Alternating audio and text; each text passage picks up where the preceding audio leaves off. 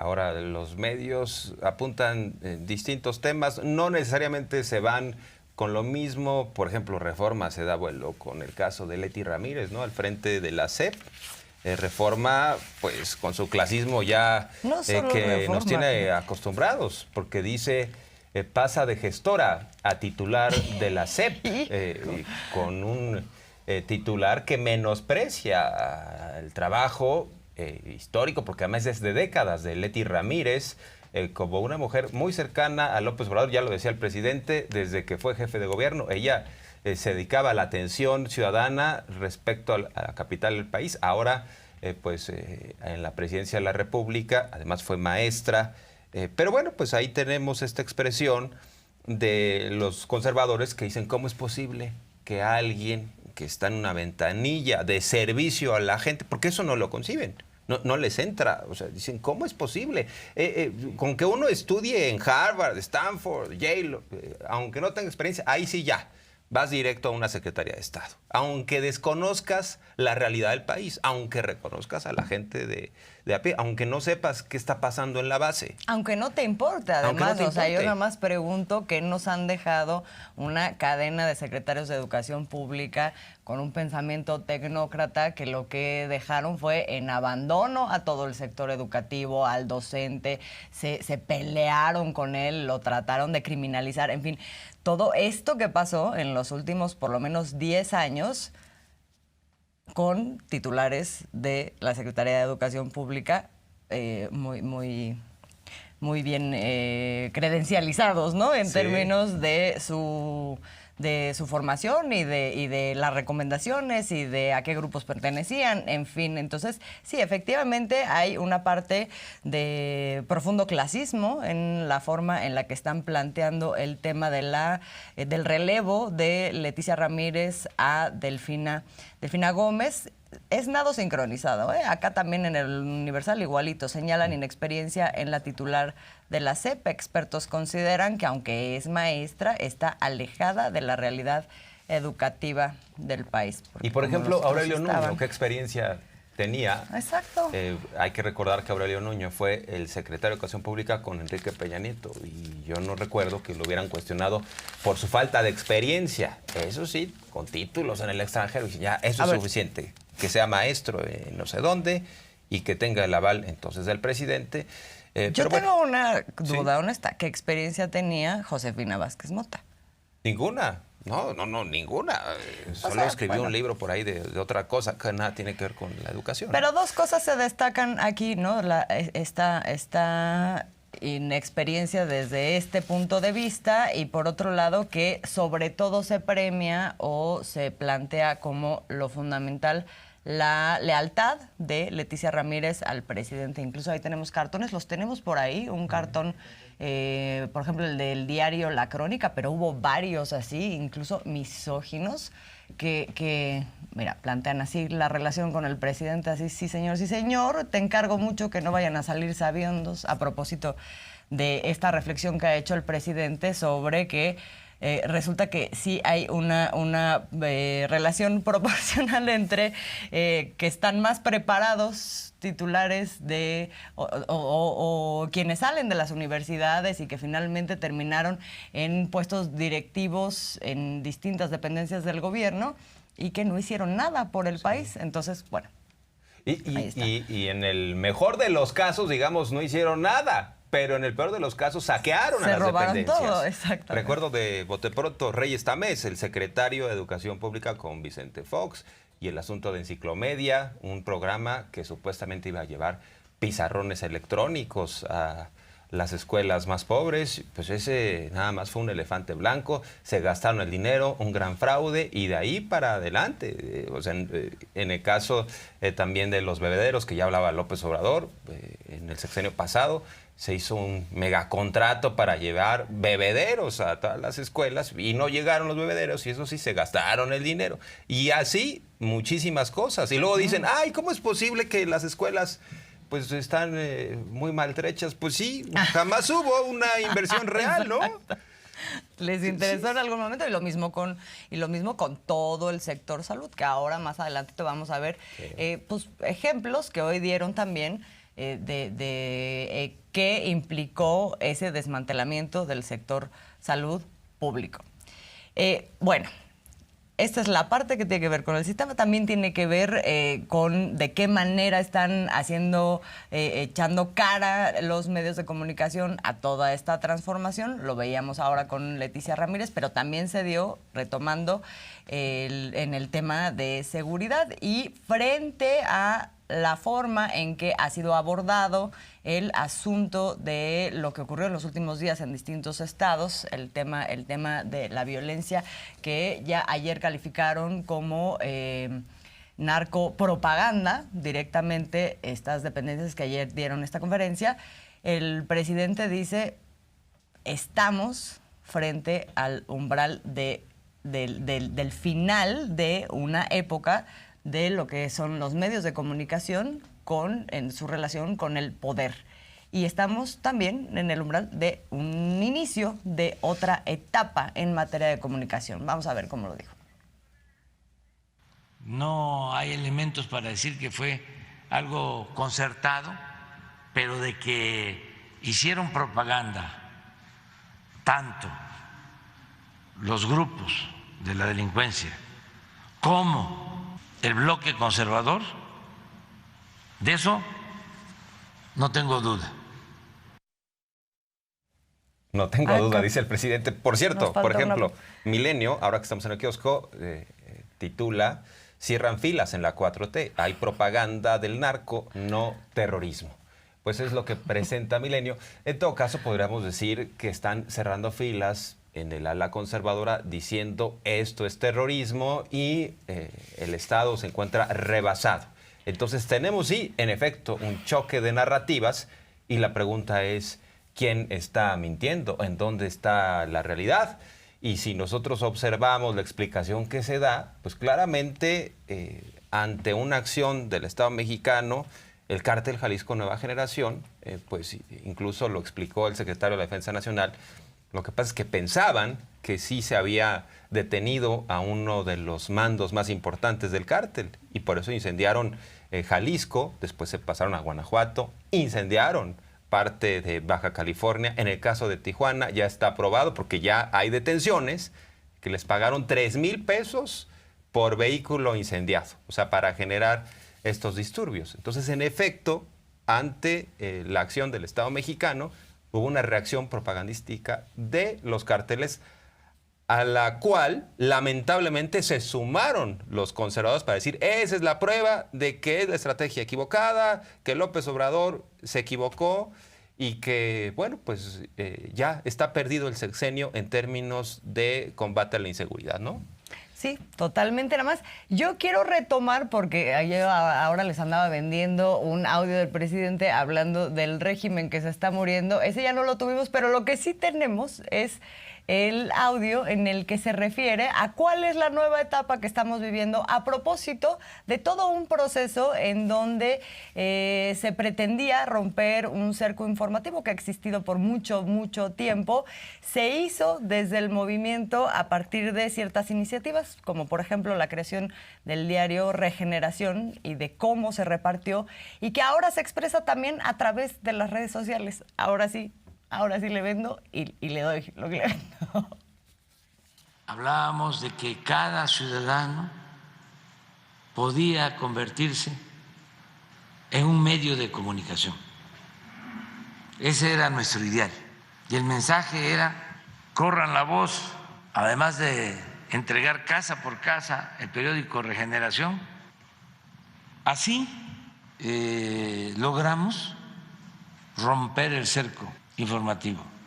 Y me acuerdo que se hacían encuestas y ya Regeneración aparecía como el medio más leído por la forma en que se distribuía. Claro, para eso se necesita de una organización ciudadana y de convicciones, de gente con mística, consciente, que está defendiendo una causa.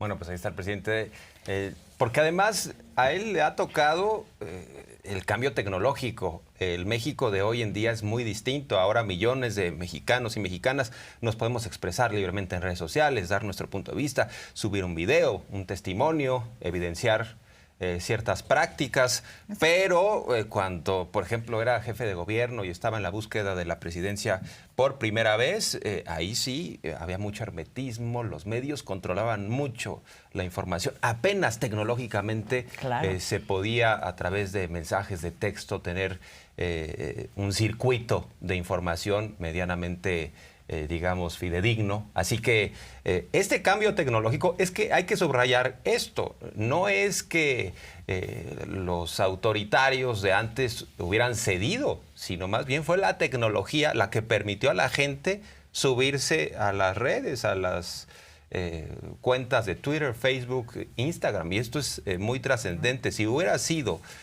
por los autoritarios de antes, por el régimen anterior, que todo estuviera controlado aún, que no pudiéramos libremente expresar nuestro punto de vista, ¿no?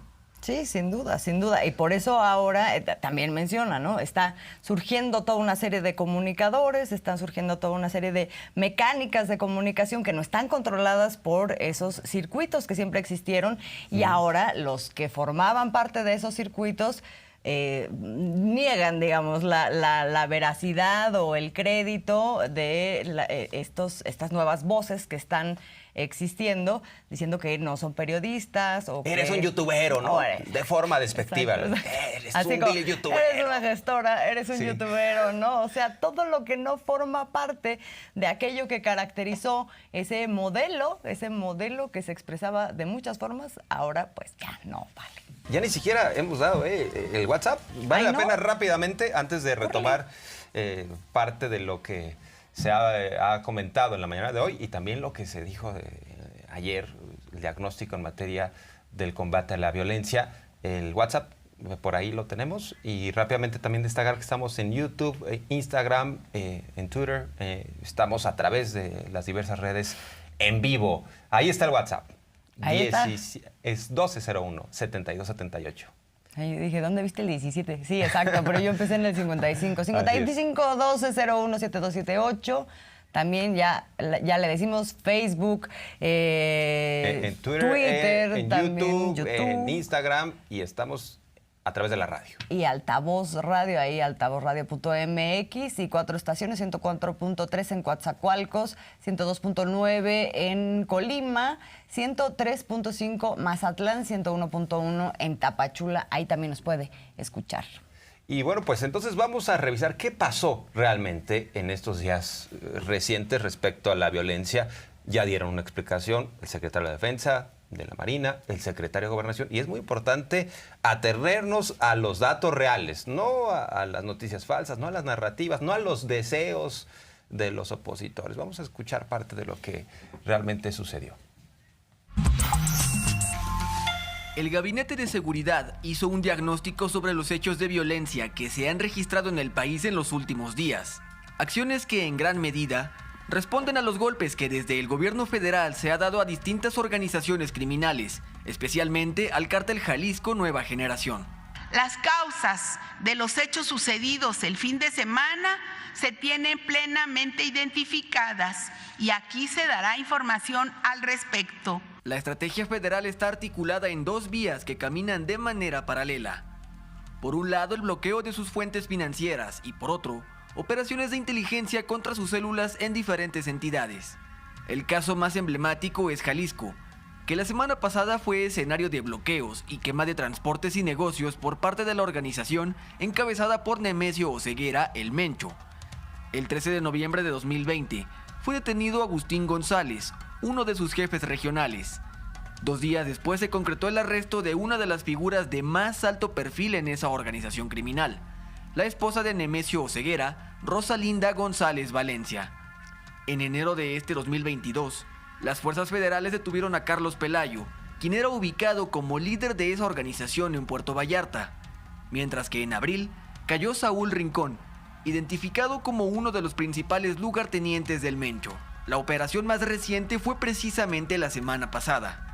Reportes ciudadanos dieron cuenta de la presencia de varios vehículos con personas fuertemente armadas en un predio de Ixtlahuacán.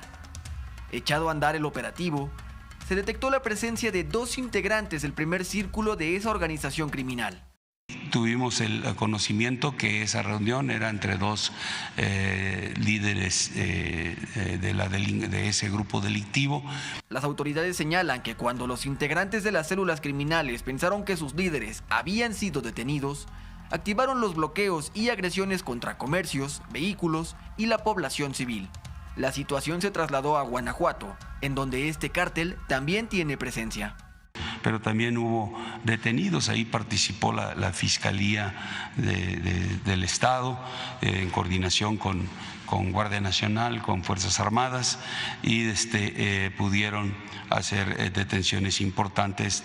Mientras que este fin de semana fueron detenidos 167 integrantes del grupo rival conocido como el Cártel de los Pueblos Unidos, que tenía operaciones en la región de Uruapan. A través de un operativo conjunto entre la Secretaría de la Defensa, la Guardia Nacional y la Guardia Civil de Michoacán, se logró esta detención histórica sin mediar ningún acto violento.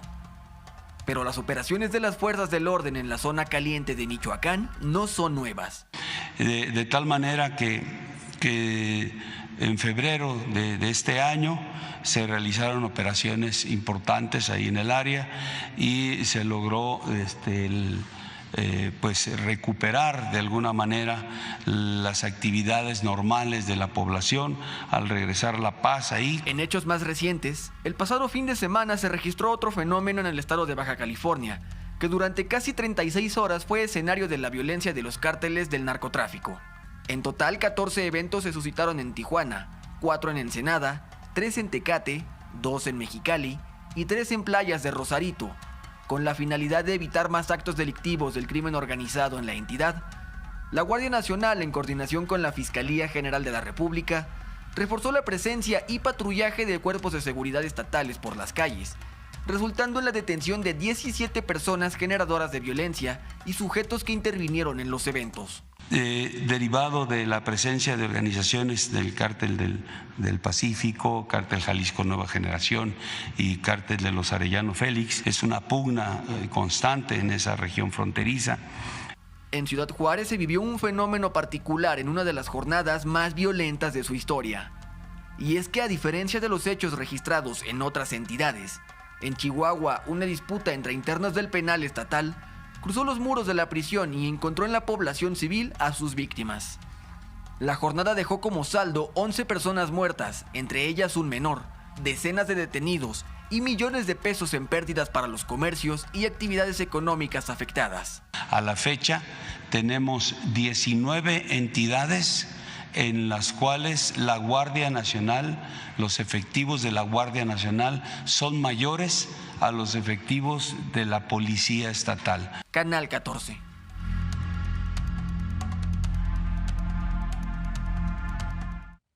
Pues importante esta nota, y ni Estado fallido ni contubernio con el narcotráfico, porque es lo que dicen los opositores. O vemos a un Estado fallido, entre comillas, o de lo contrario hay un pacto entre Morena y grupos delincuenciales como el Cártel Jalisco Nueva Generación. Nada de eso está pasando.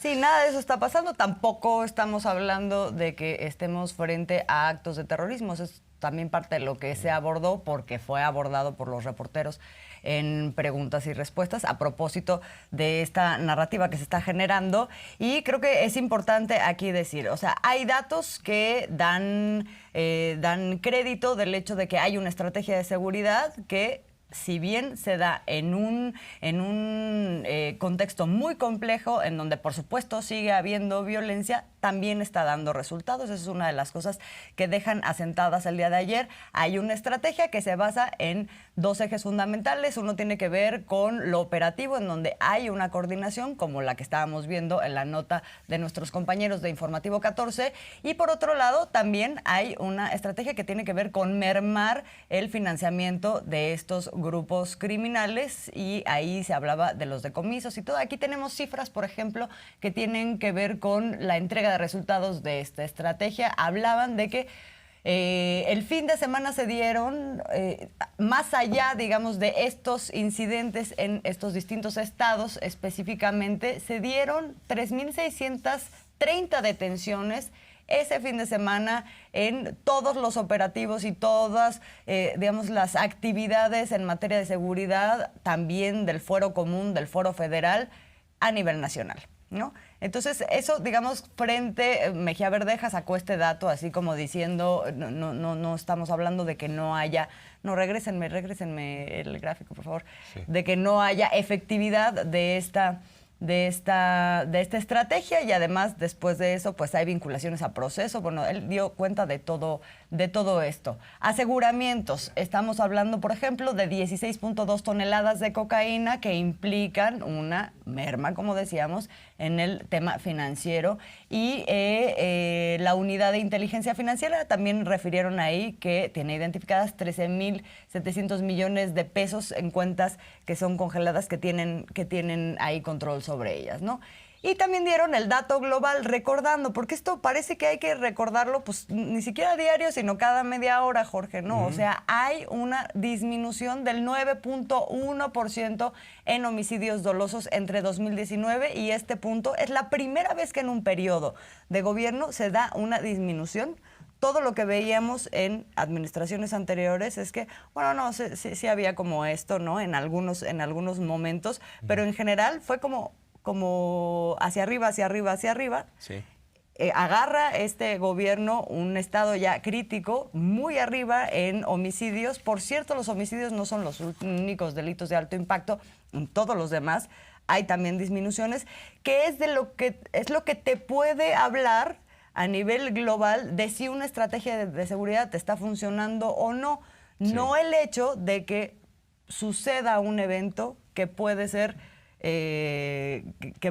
tratado mediáticamente como si eso fuera la situación a nivel del país y estuviera en llamas el país, ¿no? Ahí están los datos, las acciones, está funcionando la estrategia, no al ritmo que quisiéramos todos, eso es claro, pero está funcionando. Es en la dirección correcta. Esto en medio de ciertos discursos. Por ejemplo, Porfirio Muñoz Ledo dice que hay una guerra interna ya pactada por el gobierno de López Obrador con el crimen organizado, que hay un contubernio. Porfirio está muy molesto porque no le tocó embajada, según él ya se había visto como embajador de México en Cuba.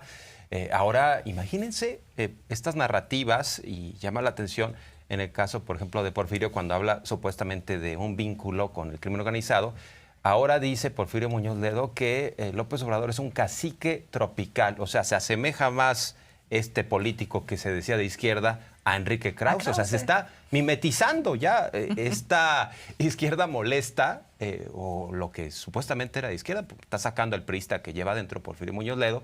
Pero, en efecto, frente a estos discursos que inundan también las redes sociales y los medios tradicionales, ahí están los datos que bien narraste, Estiva Azul, lo que se está haciendo en contra de la delincuencia, cómo ha bajado el número de homicidios, aunque esa realidad ya no la quieren ver porque la inconformidad es de fondo con la 4T y con el presidente López Obrador.